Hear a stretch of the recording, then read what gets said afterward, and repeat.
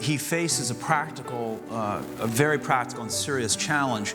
And the Republicans in Congress face a very serious and practical challenge too when it comes to the ACA. On the president's side, the challenge is that if he refuses to compromise at all, if he vetoes just about everything that comes across his desk that would reform or revise the ACA, then he is going to effectively allow pressure to continue to build on the Republican side to simply repeal it outright. That's not a big problem if his party continues to hold the White House after the 2016 election.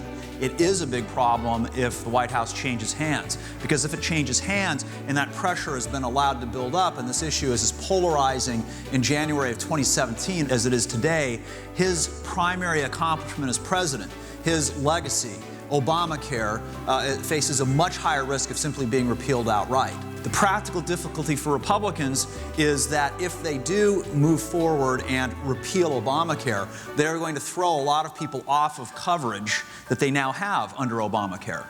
And that puts them in a very difficult position. That's why when you look at, for example, the Patient Care Act from the Senate, the Coburn-Burr-Hatch bill, that was introduced in early 2014 or late 2013, which is many view as the most well thought out and maybe the most sensible approach to revising Obamacare.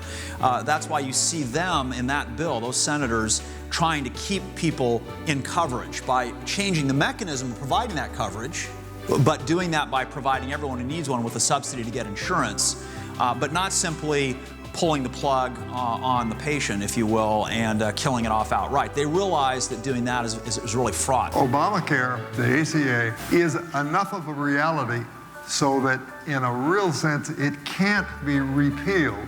It's created so many interest groups and so many beneficiaries who will have to be taken care of with any change.